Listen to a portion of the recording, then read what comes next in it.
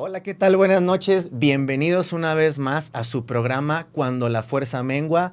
No se preocupe, no se equivocó de canal. La licenciada Valeria está ahorita disfrutando de unas cómodas vacaciones. Vamos a estar con ustedes un ratito, pero sin dejar los temas importantes de lado. Mi nombre es Guillermo Sánchez y quiero invitarlos el día de hoy al tema de la sexualidad y los tabús formados durante la infancia. Como siempre, presentando a nuestro doctor, a nuestro sexólogo de cabecera, el famoso doctor Silvestre Falla Romero. Doctor, ¿cómo está? Buenas noches. No me quejo, mire, aquí estamos como todos los jueves, ahora en compañía de un gran amigo de tantos años, de ex compañero del ICITAC, de nuestra casa madre donde provenimos, y pues disfrutando como siempre de los temas relacionados con la sexualidad humana. Una invitación a que nos sigan, a que nos acompañen esta noche, como siempre, temas muy interesantes. Y bienvenido, Pedro. Muchas gracias. Bienvenido, doctor. Gracias. Del otro lado tenemos al doctor Pedro Bello, también psicólogo, doctor, maestro. ¿Qué más, doctor? Cuéntanos un poquito más de ti, por favor, doc. Bueno, primero muchas gracias por la invitación, estoy muy a gusto reencontrando viejas amistades, nuevas amistades, me siento muy a gusto, muchas gracias por la oportunidad de estar aquí. Sí, de hecho, tengo algunos proyectos todavía por concluir y otros por iniciar. Ahorita estoy participando dentro de la mesa directiva como socio fundador de una de las asociaciones a las que pertenezco, que es el Colegio de Profesionales de la Salud Mental en México, y ahorita me hicieron el favor de lanzar mi candidatura para ser presidente nacional. Ya llevo un año en el puesto, me faltan 2 todavía, pero pues ahí estamos haciendo todo lo que es necesario para poder hacer que las personas se den cuenta de la importancia de la salud mental. Ese es uno de los propósitos principales, transformar las mentes para tener una vida sana y que nos lleve a estar bien establecidos, con equilibrio y gozar de todo lo que nos puede estar ofreciendo en la vida. Claro que sí. Y es por eso que el tema de hoy es muy importante, porque en la casa tenemos siempre el aprendizaje de los valores, de las responsabilidades y una serie increíble de introyectos recibida por mamá y papá, que por lo general son nuestros primeros filtros. Pero ¿qué pasa, doctores, cuando en el tema que nos atañe el día de hoy, que es la sexualidad, empiezan a infiltrarse por ahí los tabús, los miedos, las amenazas a veces? ¿En qué puede llegar a perjudicarnos o afectarnos durante nuestra infancia, adolescencia y sobre todo en nuestra edad adulta?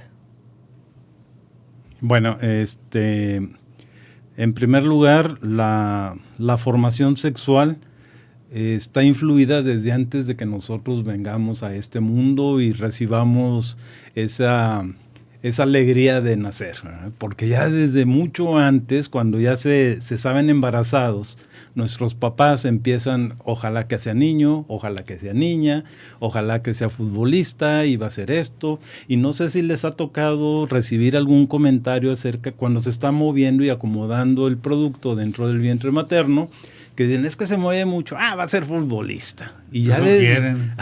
Sí, exactamente. Entonces, no, es muy tranquilo. Entonces va a ser, no sé, psicólogo, por decir.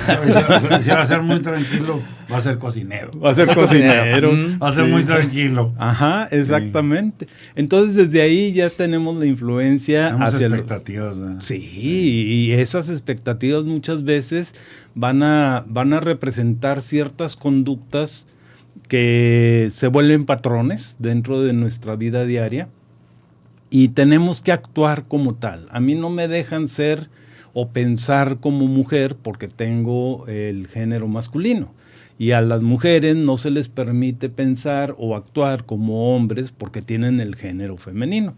Sin embargo, no podemos olvidar, ya con todo lo que ha sido el avance científico, los estudios que hemos estado recibiendo a través de varias asociaciones, que pues, tenemos un cerebro femenino y un cerebro masculino. Entonces de repente sale esa parte femenina cuando somos creativos, cuando somos graciosos, cuando somos sensibles, cuando estamos queriendo, cuando estamos amando, cuando estamos regañando, por ejemplo, ya salió la parte del rol masculino. Entonces ahí, cuando nosotros ya nacemos, empiezan a educarnos como niño o como niña. Eso es parte fundamental de lo que sería nuestra futura sexualidad. Entonces, pues imagínense que de repente hay familias en donde hay puros hombres y nace una mujer en cualquiera de los lugares de nacimiento de los hermanos. Entonces ella va a tener una influencia de cómo se comportan los hombres para poder salir adelante. Porque ¿quién le va a enseñar a ser mujer? La mamá, en primer lugar. Pero la influencia más fuerte está dada por todo el complejo familiar y la dinámica que se va a manejar. Entonces, tenemos ese tipo de influencia a nivel cultural y desde ahí ya se empieza a formar nuestra sexualidad, repito. Entonces, cuando no nos permiten pensar, actuar, ser o conducirnos como hombre, como mujer o con los dos aspectos, entonces ya empieza lo que sería la represión de alguno de esos momentos naturales. ¿No les ha pasado que de repente están viendo internet y luego ven un video en donde van pasando, hay unas personas disfrazadas de arbustos, disfrazadas de estatuas que son las estatuas vivientes, entonces se mueven y asustan a los transeúntes, ¿sí? Entonces, en uno de esos, un hombre va pasando, lo asusta y la primera reacción es ¡ah! Con ese grito característico de tipo femenino, ¿sí? Entonces, no, es que ¿qué le dirían ustedes a esa persona si estuvieran ahí en ese momento? Nos reiríamos. Nos reiríamos. Qué sencillo para reír. Sí. Qué delicado. Sí. Sí, te salió lo femenino, te portaste como. Generalmente le decimos más feo. Sí. Exactamente. Sí. Entonces empezamos a etiquetar y esas etiquetas son las que se van a quedar durante toda nuestra vida. Sí. Igual que nuestro nombre. Tú eres Silvestre, ¿desde cuándo? Pues desde que aparecí en este plano. No me pusieron como código de acceso ese nombre y al principio no me gustaba, me imaginaba yo un señor con un sombrerote. Ajá. Y después cuando lo conocí al señor del sombrerote, que era mi abuelo, yo dije, híjole, para llenarle los zapatos a este señor está bien difícil. Así que acepté el nombre y dije, no, me pusieron un nombre con peso. Sí, fuerte, firme, que tiene que representar ciertas actividades, ciertas acciones. Pero mi nombre significa salvaje. ¿Sí? ¿Y es salvaje, Doc? Bueno, era. Ya a estas alturas la vida ya me domesticó bastante. Fuimos en alguna época de nuestra vida, fuimos salvajes todos. Sí, cómo no. Así es. Sí. Y el mismo caso para ti, Guillermo, ¿verdad? ¿Desde cuándo eres Guillermo? Y si alguien no sé, por ejemplo, yo tengo dos nombres. El primer nombre es Pedro y el segundo es Ángel. ¿Sí? Y en algunos momentos algún familiar me dice, oye Ángel, yo no lo pelo. Yo no volteo. Estás apegado al primer nombre. Exactamente. Ajá. Porque ese es mi nombre, es con el que yo voy a responder, es con el que voy a actuar, me voy a conducir, así como cada uno de nosotros, no nada más nosotros tres, sino todos, el equipo de producción, las personas que nos están escuchando, las personas que lo van a ver cuando se quede grabado, sí se queda grabado, ¿verdad? Sí, se queda, ahí nos quedamos, por eso comenten, saludos. Ajá, así es. Entonces, todo eso ya empieza a estructurar cómo me voy a comportar. ¿Sí? No sé si tengan ustedes algún comentario hasta Doctor. Aquí. Bueno, yo lo que quiero nada más es acotar que estás hablando de una manera muy interesante. Gracias. Estoy disfrutando mucho la exposición que estás haciendo y obviamente que el nombre, retomando el tema del nombre, es nuestra tarjeta de presentación. Y también haciendo eco a lo anterior de cuando los padres están en espera del arribo de ese nuevo hijo y durante el proceso del desarrollo, pues el nombre también que se le impone a ese nuevo ser viene cargado de expectativas. Sí. Y estas expectativas traen el contenido ancestral de esas personas que no lo tienen consciente. A lo mejor escogen un nombre con una trascendencia para ellos importante, como me tocó en el caso de Vincent Van Gogh. Ajá. Que pues él era el hijo, él era el vivo, porque antes que él se murió el otro. Uh-huh. Y él iba a una tumba que decía su nombre exactamente. Y cuando lo regañaban le decían, tu hermano, si hubiera vivido, no habría hecho todo esto. Entonces le generaron una inseguridad terrible, al Sí. punto de que él no reconocía sus méritos, aún sabiéndose poseedor de los mismos. Se hablaba en tercera persona él. ¿Te refería a sí mismo en tercera persona? Sí, hay una anécdota muy padre de que en el aeropuerto, en un aeropuerto le dicen algo que declarar de valor y dice todo lo que usted ve ahí y que a la gente que le daba servicio, que llegaba y va a querer comer, vamos a querer comer, sí vamos a querer comer. Mira, qué hermoso. Ujú. Lástima que no tuvimos la oportunidad de conocerlo. Sí, Pero imagínate. Paul Gauguin, que fue su descubridor y alentador, logró atravesar esa pared de fortaleza que había construido a su alrededor Van Gogh por una infancia infeliz, a propósito de lo que dice aquí el doctor Bello, y le dice, no es algo que acostumbre yo a decir, pero si hubiera alguien que yo le reconociera el talento arriba del mío, esa persona eres tú. Uh-huh. Y entonces Van Gogh no sabe qué hacer con el éxito, como muchas personas no saben qué hacer con el éxito, ¿verdad? Decía un autor que infancia es destino. Uh-huh. Y en este caso, Vincent Van Gogh, a pesar de que tuvo el apoyo de su hermano Theo, que lo protegió y le trató de quitar muchos golpes, no pudo evitar el peso del el hermano muerto y de las exigencias y sobreexigencias de los padres sobre un ser que tenía el derecho a ser independiente. No, le impusieron una carga muy pesada Así que fue. nunca se la pudo quitar, ¿verdad? Finalmente, pues con los resultados que todos conocemos, ¿verdad? Donde él optó por la puerta falsa, ¿verdad?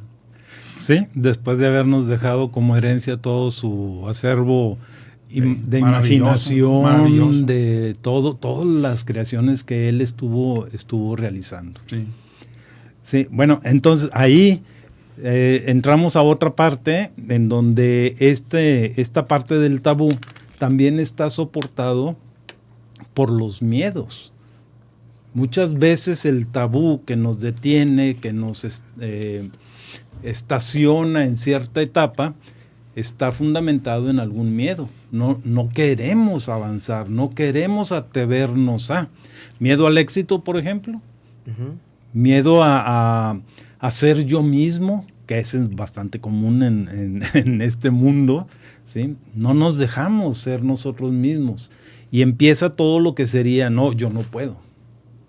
¿Cómo es posible? ¿Cómo alimento el yo no puedo? ¿Cómo alimentamos o cómo nos alimentan el miedo al no deber, no poder, al tengo ganas de hacerlo, quiero hacerlo, pero no, porque no está bien? Desde pequeños, ¿cómo nos van instruyendo este deber ser y este miedo? Yo tengo la idea de que es desde la base fundamental para mí son los apellidos que traemos. Tú te tienes que comportar como los y los, ¿sí? Entonces vamos a la casa de la familia paterna y ellos tienen una dinámica. Y aquel que se sale de esa dinámica, pues ya va a ser criticado, va a ser señalado, va a ser amenazado, puede ser hasta expulsado del clan familiar, ¿sí? Si podemos hablar de un clan, pues está fuera de... No, es que tú no te pareces a nosotros. Aquí nosotros somos buenos para bailar y a ti no te gusta bailar, ¿sí? Vamos a la familia materna y ahí son todos muy callados, son muy tranquilos, incluso puede haber por ahí algún sedentario o algo así, y yo ya no me puedo expresar de la manera que realmente yo quisiera hacerlo, porque me tengo que ajustar a la dinámica familiar, a la dinámica de ese clan. Entonces, estamos en ese juego. Si voy a la casa paterna, pues me tengo que comportar de tal manera. Si voy a la casa materna, de esta otra. Ahí es donde empieza todo lo que sería el límite del miedo, del detenernos, del privarnos de esa libertad en la cual nosotros necesitaríamos de fundamentar nuestra vida. Y por ejemplo, ¿cuáles considera usted que serían los miedos más relevantes que en un momento dado pueden obstaculizar la sexualidad de un menor? En un menor estamos hablando del miedo al regaño. ¿Sí? No, yo no puedo hacer eso, me van a regañar. ¿Sí? Lo inhiben con el regaño, ¿eh? Claro, con los castigos. ¿Para qué sirven los castigos? Para cambiar una actitud o una conducta. Entonces es muy común que se utilicen los castigos en los niños. Te voy a quitar... bueno, actualizando un poquito el ejemplo, ¿verdad? Yo iba a decir allá cuando me castigaban, a mí me quitaban el trompo, ¿verdad? O las canicas, pero ahora te voy a quitar el celular, te voy a quitar el Xbox, te voy a quitar la tableta o algo así. Entonces, eso lo hacen como un sistema de castigo para que nosotros cambiemos alguna actitud. Ahí ya te da miedo actuar, te da miedo ser ese niño con la libertad natural con la que venimos al mundo, ¿sí? Esos son de los principales. Entonces tenemos los apellidos, tenemos el miedo al castigo, tenemos el miedo a que nos dejen de querer, porque muchas veces hay papá, mamá que dicen, ay, si vas a hacer eso ya no te quiero. Y se sienten en un limbo. Claro. Está el niño chiquito, la niña chiquita que se levanta la faldita, el niño que se está viendo el pene a los que 4 o 5 años, más o menos, entre los 5 y 6, ¿no? Que está rozándose el pene, en la mesita, la niña que está cada ratito en la fiesta levantándose el vestido, que se está tocando, el niño que se está tocando, que está descubriendo la sensación. Mamá llega y le pega. ¿Qué le puede generar?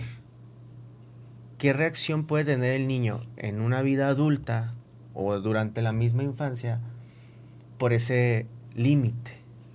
Hay una palabra que se utiliza mucho en el ambiente de psicología, que es la represión. La represión es no me dejan hacer lo que yo quiero hacer, ¿sí? Porque hay una contaminación en cuanto a lo que es la sexualidad infantil. Si nos imaginamos dos círculos, ¿sí? Uno adentro del otro, bueno, nada más uno, ¿sí? Sí. Y está el otro externo. El de adentro va a ser la sexualidad infantil. Y dentro de la sexualidad infantil tenemos la curiosidad, la investigación, el conocerme, que son naturales.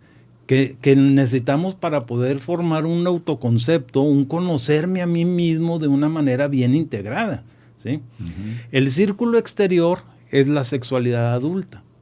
¿Y qué nos dicen? Cuando sucede este tipo de eventos, como los que estás mencionando, entonces eres un niño pecador, eres un niño cochino, eres un cochambroso, eres un pervertido. A propósito del tema que estaban manejando de las perversiones. Feas, sí. Ajá. Entonces somos pervertidos desde que estamos niños, ¿sí? Porque esa es la etiqueta que nos están dando. Te va a castigar Dios, nadie te va a querer, no vas a tener amigos.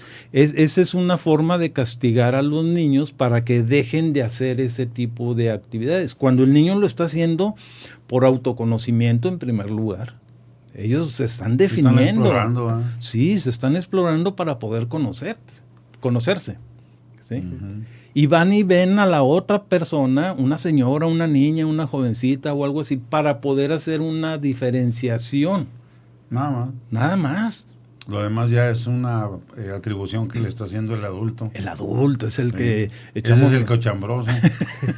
No se lo queríamos decir tan directamente, pero pues así es. Sí, Así porque es. la mente del niño es inocente, como dicen, es de descubrir, es de qué se está sintiendo, qué, y el quien está sexualizando o viendo la perversión, con la experiencia que tiene, es el adulto, es mamá o es papá, o con sus propios tabús. También hay una cosa que les quiero compartir.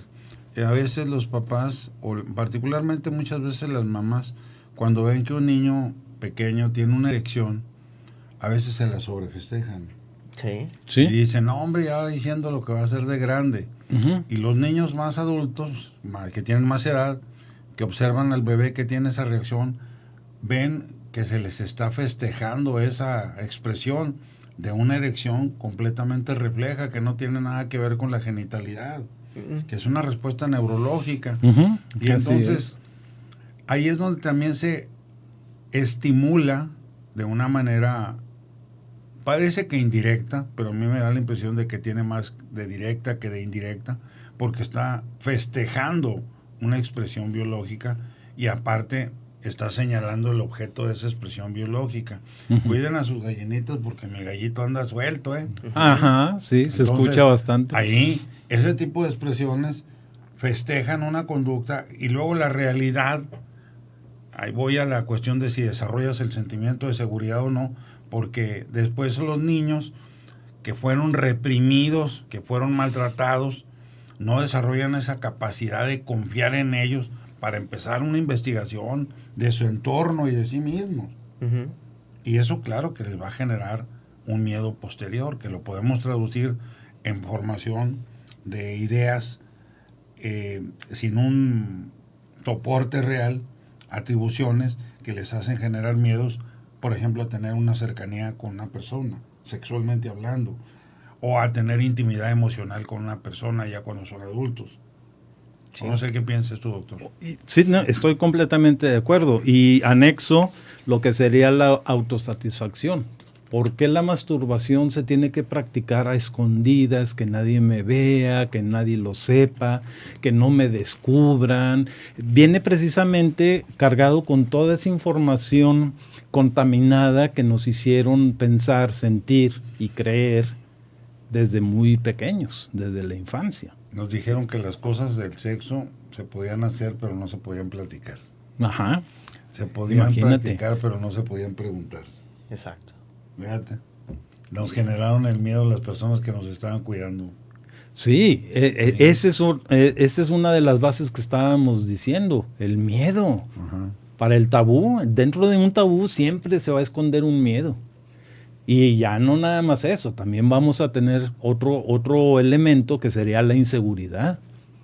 Dentro del tabú también se maneja inseguridad, se maneja desconfianza, se maneja desánimo, se maneja frustración y hay otros elementos que sería larga la lista. Larga la lista. Sí, exactamente. Perfecto, doctor. A veces tenemos mamás que ven el programa, tenemos mamás jóvenes. Y me ha tocado muchas veces en la plática, hasta en la misma casa, ¿no? De repente que la mujer llega y encontré a mi hijo o encontré a mi hija masturbándose. ¿Qué hago? Preguntan. Y la otra pregunta también, doctor, es ¿a qué edad es bueno o en qué momento es bueno empezar a hablar de sexualidad con los hijos? Bueno, se habla de sexualidad con los hijos con el ejemplo. Aquí la pregunta sería, ¿en qué momento esos padres dialogan entre ellos sobre la sexualidad? ¿Y en qué momento ellos tienen circunloquios con ellos mismos? Porque al final de cuentas, los niños tienen una actitud de demanda, se acercan a los papás y los cuestionan. Las reacciones que hacen ante las preguntas. Porque podemos ser muy gallos giros en la casa y fuera de ella, pero cuando nuestros hijos se acercan a preguntarnos algo, y el niño ve y lee la cara y ya con eso aprendió. Estuvo que eso mal. no debe de preguntar. Sí. Ajá. ¿Y luego a dónde va? Pues con los iguales. Claro. Y entre los iguales hay algunos que son más mentirosos que otros. Y sí, algunos dicen que tienen conocimientos que no tienen. Y los andan parchando ahí sobre la marcha. Y entonces se van creando una serie de prejuicios sexuales que no corresponden a la realidad. Yo creo que los papás deben de entender que la sexualidad es un aspecto natural de los seres vivos, particularmente de los mamíferos. Y nosotros como parte de esa cadena evolutiva en donde tenemos una sexualidad que tiene propósitos lúdicos y no tanto reproductivos.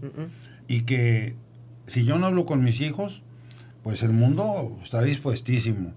Y ahora con todo el acceso a todos los medios, en la época en que tú y yo fuimos adolescentes, para poder adquirir pornografía teníamos que irla a comprar, íbamos a ir a comprarla con alguien que la vendía de manera clandestina. Así es. Y ahora no, pues en el teléfono. Y cualquier niño tiene acceso al teléfono y como ya nacen con el chip integrado, ya saben cómo hacerle al teléfono y se encuentran muchas cosas. Entonces no podemos negar como padres que los hijos van a tener contacto con todas las fuentes de sexualidad promiscua o obscena o pornográfica y que no tienen una capacidad para discernir qué es lo bueno y qué no es lo bueno de lo que están viendo. Necesitamos estar dispuestos a escucharlos. Porque Sí, apenas nos de dicen acuerdo. algo y luego viene el regaño. A veces no terminan los niños de decir lo que están diciendo. ¿Sí? O sea, hablar con ellos desde el momento en que lo pidan, que lo pregunten. ¿Dónde estaba yo antes? ¿Por qué no salgo en las fotos aquí con ustedes? ¿Por qué están mis hermanos pero yo no? ¿Eso de qué te habla? De que ese niño o esa niña se está buscando en el plano de esa familia y no se encuentra. El simple hecho de que tenga esa duda y no te burles de él, porque si lo descuentas y lo limitas y lo consideras absurda la pregunta, ay, ¿qué preguntas? Hijo, no tengo tiempo. Automáticamente estás negando caminos de comunicación. No, pues yo pienso que debe ser así, ¿no? ¿Cuál es tu opinión, doctor? Exactamente eso. Cuando nosotros como adultos no respondemos a alguna duda de sexualidad a los niños, empezamos a crear ese no debe de hablar de eso. Es como una prohibición sin haberlo prohibido, pero pues con nuestra actitud, los gestos, la reacción corporal, cómo nos ponemos, cuál es la postura que agarramos, el tipo de tono de voz que nosotros estamos utilizando. ¿Y eso por qué me lo estás preguntando? Ya es un regaño más que una pregunta pues sencilla, ¿sí? Entonces no tenemos la educación sexual adecuada para poder guiar y llevar a nuestros infantes a una sexualidad plena, sana, sin contaminación y que se puedan desarrollar dentro del género que tengan, ¿sí? Porque muchas veces por eso vienen las desviaciones. Le tienen miedo a ser hombre, entonces puede haber una desviación a nivel de sexualidad y pues se van a transformar en algún otro concepto de ellos mismos, sí, otro género, ¿no? Transgénero, lesbianismo, homosexualidad y todos los de LGBTZ y todos los demás, ¿sí? Entonces, sí necesitamos tener una educación sexual más integrada, mejor establecida, mejor formulada para poder guiar a nuestros niños. Sí. Entrando en ese tema, Doc, fíjate, qué interesante y qué bueno. Antes la información, la sexualidad, que mamá y papá, por cuestiones religiosas, por cuestiones sociales que eran las más fuertes en aquel entonces, ¿sí? Se limitaban a hablar y era, háblalo con la escuela, o háblalo con el sacerdote, o te voy a lavar la boca con jabón. Ahora, las redes, a los jovencitos, a los niños, niñas de ahora, como decía el doctor Falla, tenemos ya la información a un clic nada más. Y los chavitos desde los 8, 9, 10 años ya empiezan a buscar. Antes es muy raro. Tendría que haber algo que le genere esa promiscuidad. Pero ya a los 8, 9 años ya empiezan a buscar cuestiones sobre lo erótico, sobre lo sexual, sobre la travesura de ver a la chica o el chico encuerado o encuerada. Ajá, sí. Pero ¿qué pasa? Porque estamos hablando mucho y sí es importante esta parte de qué hago si mi hijo se está masturbando, qué hago si mi hijo está viendo porno, si mi niña se levanta la faldita o si mi hijo se toca, que son las cosas que comúnmente pasaban yo creo que todavía me tocó en mi generación, pero las generaciones de ahora están detonando un boom en el área sexual donde ya está entrando esta parte de la LGBTIQ, que es, ¿qué pasa si me gustan los niños y las niñas? Ya a una edad, es normal que ver a dos hombres o a dos mujeres o a dos personas del mismo sexo besándose, porque esa mujer parece hombre o porque o ese hombre se ve más afeminadón. Ya esa información ya la tienen. La revolución o explotar del paraguas queer, de lo no binario, está inundando las redes, y muchos papás ahorita ni siquiera están ellos mismas informadas, y el tabú de los abuelos, de papá y mamá, y a nosotros como papás, ya nos tienen bien fortalecido ese tema no se habla, o ese tema son estupideces, pero mis hijos, nuestros hijos o las nuevas generaciones ya le están tomando atención. ¿Qué podemos hacer en este tipo de situaciones para, como papás, abordar a nuestros hijos sin detonar nuestro propio miedo? En mi opinión, primero necesitamos romper con todos nuestros tabús o tabúes. Si yo le tengo miedo a la sexualidad, no voy a poder explicarle a mis hijos, a mis sobrinos, a mis sobrinas, a mis hijas, qué es la sexualidad de una manera pura, si es que puedo llamarle así. Porque va a entrar en juego mucho de lo que a mí me prohibieron y que ya se quedó aquí grabado dentro de mi cerebro en, digamos, corteza cerebral, hipocampo, amígdala, córtex y hasta acá en las amígdalas, ¿verdad? Que eso es malo. Entonces no vamos a poder romper con eso. ¿Qué se sugiere en este tipo de situaciones? Dentro de lo que es la asesoría sexual, nosotros lo que recomendamos, no recomendamos, sino sugerimos es que las personas que están educando empiecen a conocer su sexualidad para romper con todo eso que tiene ese color negro, ¿sí?, o rojo, que no nos permite poder atacar una pregunta tan sencilla, tan ingenua, tan tierna, tan desinteresada de nuestros niños o las actividades que estén realizando. Tocar el pene, levantarse la faldita, verse los calzoncitos. Y ahí también tenemos una contradicción muy fuerte, si me permiten decirlo. En ciertas épocas era muy común que los calzones de las niñas tuvieran holancitos, ¿sí? Entonces se les veían los calzones a las niñas, ¡ay, mira qué bonito está! Y tiene holancitos, y tiene esto, y tiene aquellos, y que quién sabe qué. Parte de lo que estabas diciendo. Cuando dicen una palabra y los adultos le festejan, ¡ese es mi hijo! Y va a hacer lo mismo, y a hacer ese tipo de identificación, o empezar a crear esa identificación con los papás, desde los niños hacia los papás, y les celebramos. Pero van creciendo y empiezan todos los límites. Siéntate bien, cierra las piernas, no hagas esto, no hagas aquello. Entonces esa incongruencia de que, ¿por qué me lo estabas festejando, como decías tú ahorita, sí, Silvestre? Y ahorita ya me lo están prohibiendo. Es que ya eres grande, ya no puedes hacer lo mismo y cosas así. Sin embargo, hay algunas personas jóvenes en la actualidad, todavía en el 2023, allá en Guadalajara lo acabo de ver, ¿sí? Llega una chica con unas calcetas con holancitos, como las que se usaban para las niñas en aquel tiempo, ¿sí? Y todos, ¡ay, qué padre, qué bonito! Y que quién sabe qué. Y una de las cualidades que le hicieron ver es, qué sensual te ves con esas calcetas. ¿Sí? A alguien se le hicieron sensuales las calcetas. Exactamente. Sí. Entonces imagínate, ya no podemos manejar nada más el término de sexualidad, genitalidad, sino es la sensualidad. No sabemos ser eróticos con las demás personas, amigos, novia, esposa, aquellita, aquellote o lo que sea, ¿verdad? Pero no sabemos ser eróticos.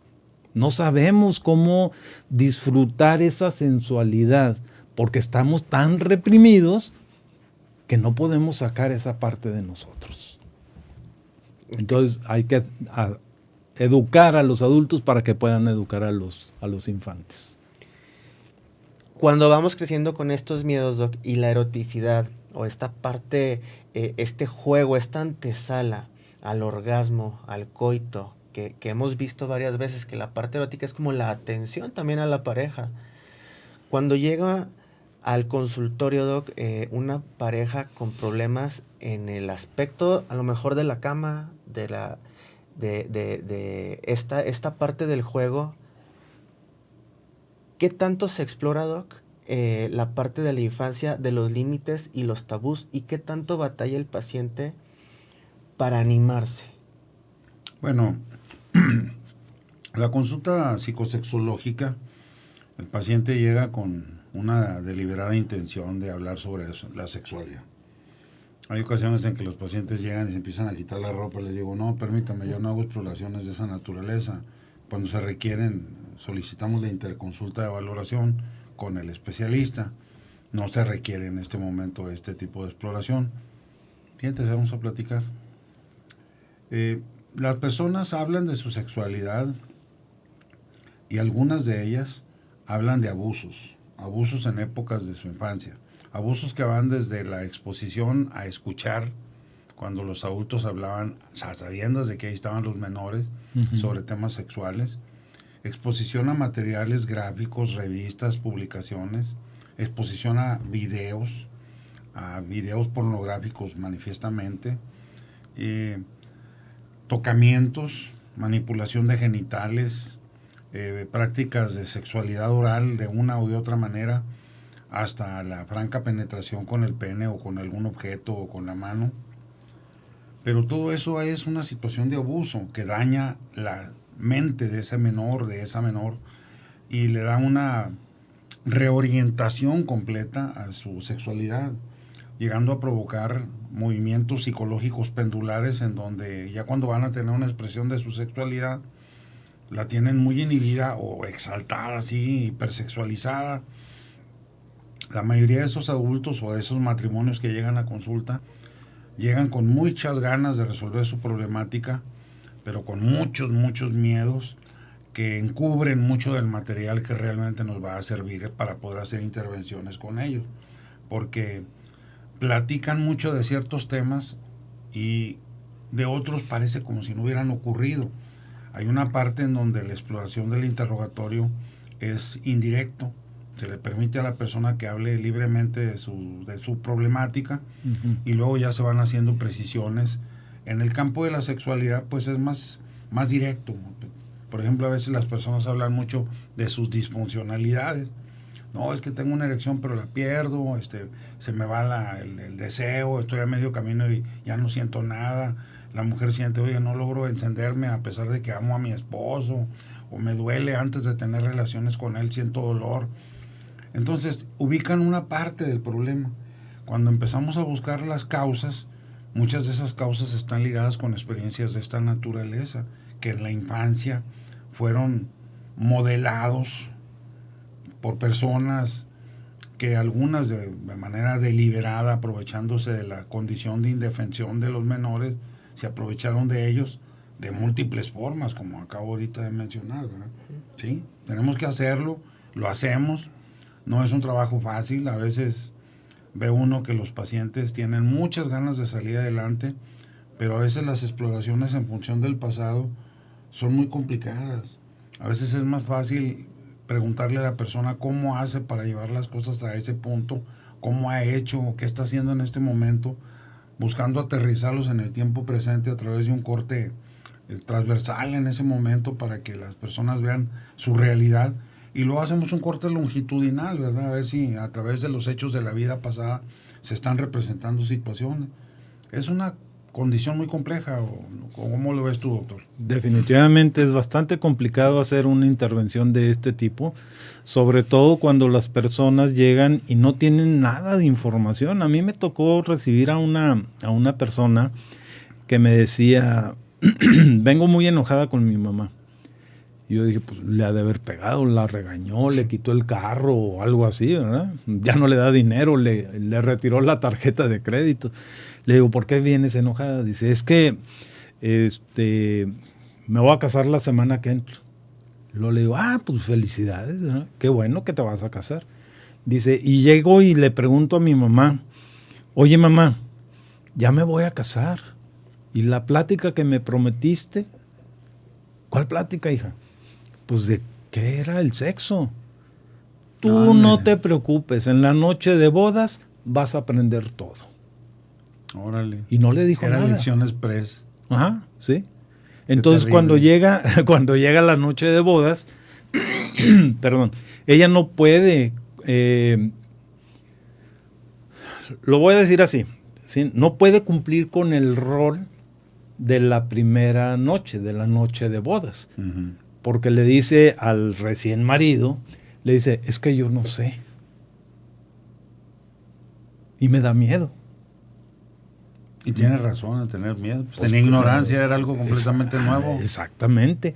Sí. Muchas veces dentro de lo que es la consulta, como lo estabas mencionando tú, estas personas llegan con una mentira, llegan con un miedo, llegan con una ignorancia a nivel de sexualidad que no pueden con ella.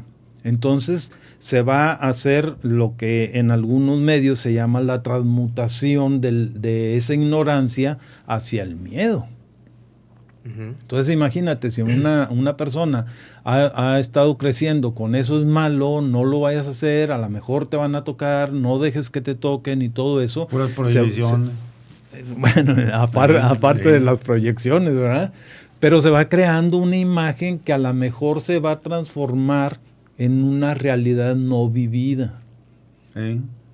Sí. Y te han tocado casos de que dicen, no, es que yo fui tocado, me acariciaron, fui penetrado, fui violado y todo eso. Y es por la mala información que se les estuvo dando. Sí.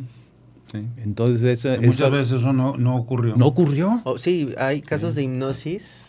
Sí. Que se levanta, mi papá me violó, mi papá me estaba tocando y no, estabas chiquita, papá te estaba bañando, sí, o te estaba cambiando el pañal, o ese día te estaba cambiando nada más el calzoncito porque mamá estaba haciendo algo en la cocina y ¿Sí? cambia a la niña. Pero si esa imagen se guarda y me estaba tocando. No, y otra cosa que puede ocurrir es también cuando uno de los dos progenitores atribuye intenciones sexuales al otro. Sí. No puede quedarse la niña sola con el papá. Y entonces voltea el papá así como diciendo, ¿cómo? ¿Por qué no? ¿Y por qué no? O sea, ¿qué? Y entonces la niña lo ve a partir de ahí como un posible agresor. Un límite. Ya se convierte. Ya. Fíjate, qué padre que hayas dicho eso, porque pasa de ser papá amoroso, sensible, cariñoso, a ser un peligro. Un depredador. Sí. Un depredador. Y cualquier caricia ya se puede malinterpretar. Esa es una realidad no vivida. Eso es algo terrible. Imagínate, terrible. vas a vivir con el trauma de algo que no sucedió nunca. Por el miedo, por el tabú de mamá, de a mi prima o a mí misma, alguna vez abusó un ser cercano de la familia y por protección, amo mucho a mi esposo, te quiero, te adoro, pero por protección a la niña, yo sé que tú puedes ser un depredador. Mi miedo se pasa a la niña. Y más allá todavía, Guillermo. Cuando la persona femenina dice o ha aprendido a que los hombres hay que tenerles cuidado. Entonces se crea una... Los hombres nada más quieren eso. Ándale, exactamente. Te están buscando nada más para tener tu cuerpo, para acostarse contigo, para tener coito, para tener relaciones sexuales, cuando a lo mejor el novio es muy sensible, muy cariñoso, muy afectivo y demuestra ese cariño, esa cercanía hacia la novia. Entonces, con ese tipo de información es algo quiere hacerle, cuando en realidad no se está buscando. Y eso. Cuando es al revés, cuando la mujer, jovencita, quiere que le haga el novio y el novio fue educado para respetarla y entonces lo ve como un estúpido. Sí. O sea, ahí es donde vemos cómo la transmisión de estas ideas prejuiciadas, de estos mitos, de estas falacias, transforman la vida futura de esas personas. al punto de que ya cuando se convierten en personas sexualmente activas, vemos que muchas de esas personas tienen una vida sexual limitadísima. Claro. O El nula. sexo, O nula. y se acabó. Sí. Coito. Bueno, punto. a lo mejor ni siquiera el Ni coito, siquiera ¿no? eso. Sí, sí. Simplemente, bueno, ahí es donde, oiga, doctor o licenciado, como le cura. digan, cura o algo así. Curita. No tengo ganas de tener sexo, porque ya se hizo ese tipo de ideas en nuestro cerebro en donde nosotros decimos eso es malo. Entonces, imagínense el nivel, la duración, el tamaño del tabú. Sí, pues es que es una fuerza poderosísima. Claro que sí. Sí. Y todo es por control. Fíjate. O sea, tratando de manejar al menor, le destruyeron su sexualidad futura, Así es. destruyéndole su sexualidad presente. Sí, Porque sí. le pegaban en los núcleos que estaba consolidando, al punto de que después tiene dudas de si puede o no expresar libremente ese aspecto de sí mismo. Ahora, Es yo que- voy a participar como un papá, una mamá o como ¿cómo se llama? Alguien que está aquí afuera sin ser psicólogo, sin ser nada. Y yo escucho afuera y yo diría, como parte del público, todavía con mis miedos y mis creencias, es que a lo mejor este tipo de tema o este tema, sobre todo porque es parte de la infancia, es que estamos queriendo hipersexualizar a los niños. Ujú. Tengo obviamente en mi cabeza mi constructo religioso, mi constructo social, los miedos aprendidos de mamá y papá, mi necesidad de controlar inconsciente, porque es inconsciente, señores, no crean que eso es malo, mala mamá, mal papá, pero este miedo, esta necesidad, perdón, inconsciente de controlar a mi hijo o mi hija, porque si le ayudo a despertar la sexualidad, se me puede ir. Y además la sexualidad no lo veo como algo natural. Yo la sexualidad ya la estoy viendo con mi religión, con mi cuestión social, como Así algo es. pervertido, como lo que hablábamos en el programa pasado. Ujú. Quitando que la perversión es la parafilia, el trastorno y algo normal, algo sano, algo natural, por quitar la palabra normal, que no se debe decir, no lo digas. Algo natural, que es la sexualidad, no tiene nada que ver, ¿sí?, con una sexualidad bien dirigida, con una perversión.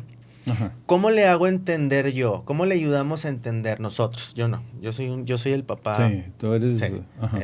¿Cómo entendemos entonces que no es hipersexualizar?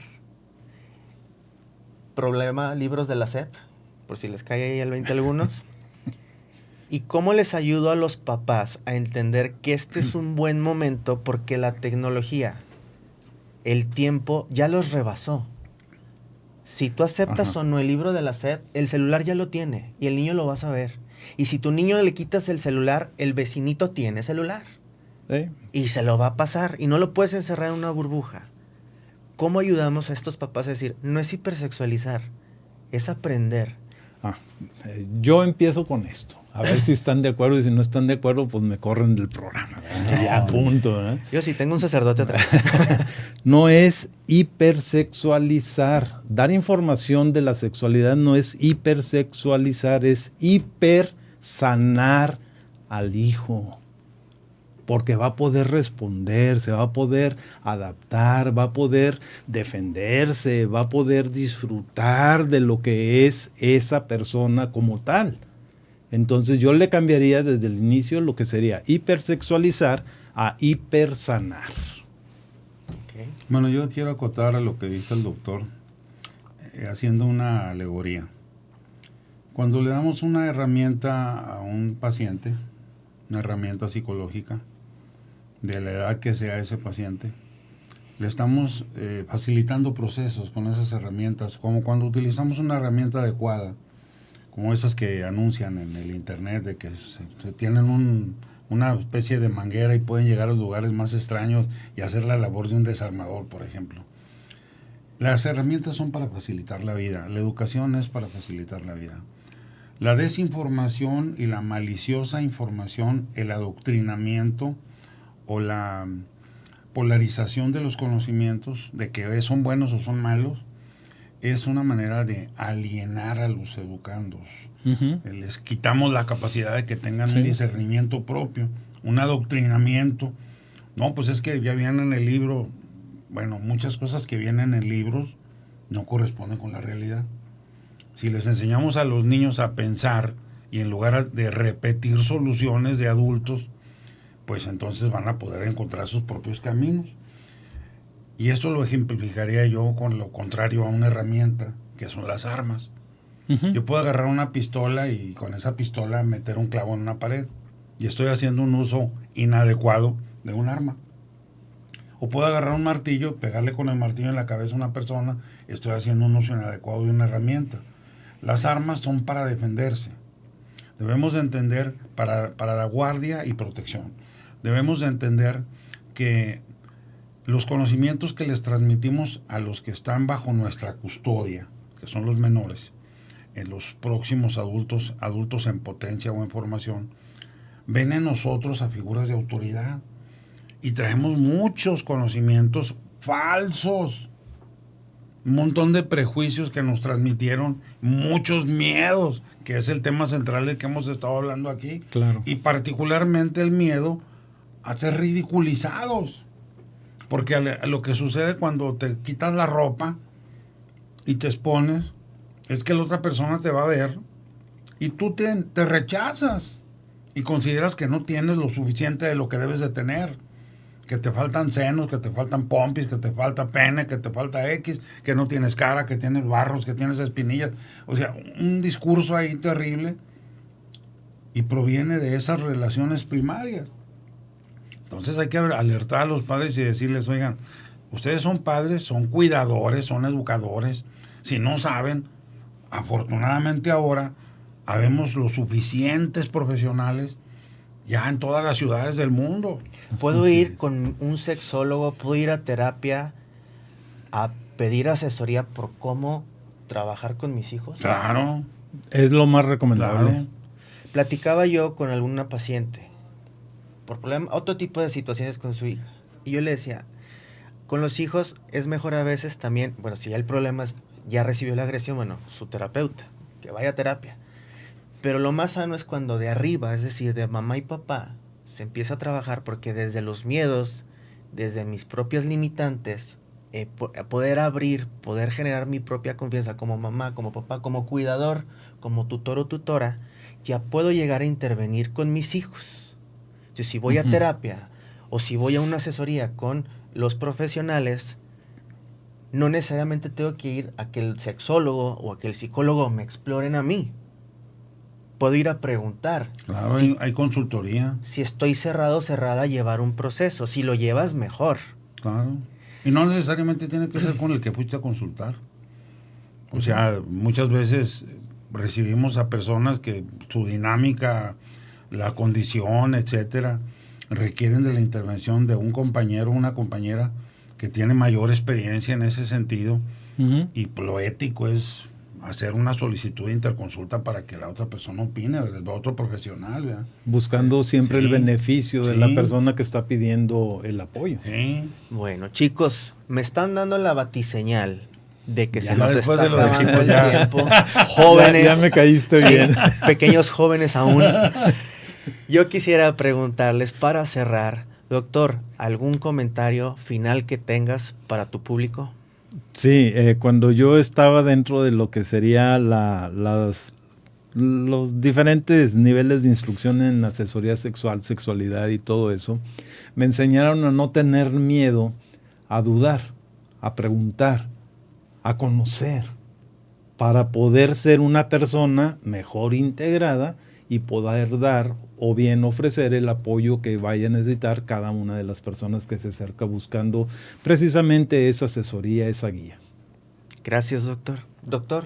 Bueno, yo lo que puedo comentar es que en varias y en muchas ocasiones he sido inquirido, me han preguntado sobre aspectos de tanto psicológicos como sexuales como médicos, y no he sabido las respuestas.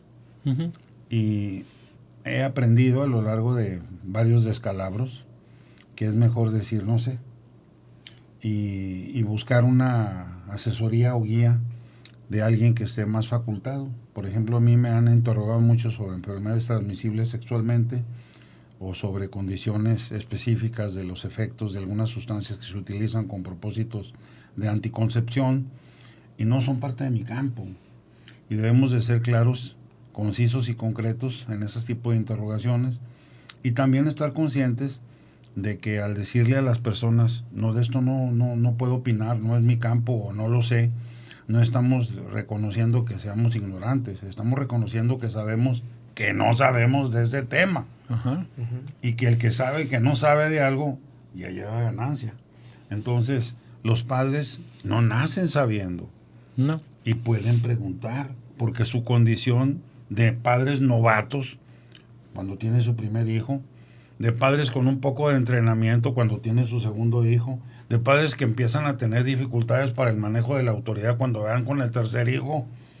Y hay libros, infinidad de libros de psicología de hermanos, que son una maravilla para estudiar, porque ahí va uno viendo cómo se van construyendo los roles y cómo se van haciendo todos los prejuicios y cómo se van construyendo los miedos. Preguntar, interactuar con los profesionales, no tener miedo a reconocer que necesitamos ser ayudados. Profesionales o no, esto es para cualquier ser humano. Así es. Pues yo nada más me queda decirles que les agradezco muchísimo a ambos por acompañarme en esta cobertura ante la ausencia de nuestra sexóloga Valeria. ¿Sí? Un tema muy Vamos a mandarle interesante. un abrazote, un saludo donde estaba ella ahí. Sí. Te esperamos pronto. Y Que pues nos a los lleguen que las postales, ¿eh? las No se te postales olvide. y el llaverito. No, y a ver si te puedes el imán traer para un el- postre de los postres, porque anda en Europa, creo. Y a la gente, Que se sí. traiga unos postres. unos postrecillos de allá. Unos postres, de los que aguanten, ¿verdad? Y a Los que toda la aguanten gente que sobrevivir nos de que estuvo no te los viendo, coman en el avión. Anaí Bermúdez, Marta Rodríguez, Yadira, María Gabriela, Ándale. Cristian Luna, Maraí Pichardo, Luis Ángel Chávez, Moni Muñoz, Jared Godoy, todos los que nos han estado siguiendo, muchas gracias por acompañarnos y les pido a ustedes que el día de hoy, por favor, compartan este tema y todos los que han estado acompañándonos constantemente aquí en Cuando la Fuerza Mengua, para que podamos llegar a más personas y podamos apoyar en un granito en la educación sexual de tus conocidos, de tus allegados y si quieres de ti mismo. Doctor, ¿dónde lo encontramos? Pues me pueden encontrar en mi consultorio, calle Mariano López Ortiz, 380 Norte, interior número 9, casi esquina con Avenida Bravo, en Torreón, 871-241-6949, y mi página profesional en Facebook, Sexólogo Silvestre Falla Romero. Doctor Pedro, ¿dónde te encontramos? Por medio de mensaje de WhatsApp al 871-413-6280 y en Facebook, en mi página personal, que es doctor, abreviado Dr. Pedro Bello. A sus órdenes. Un gustazo, muchas gracias por la invitación. Muchas gracias a todos. Nos vemos la próxima semana. Hasta luego.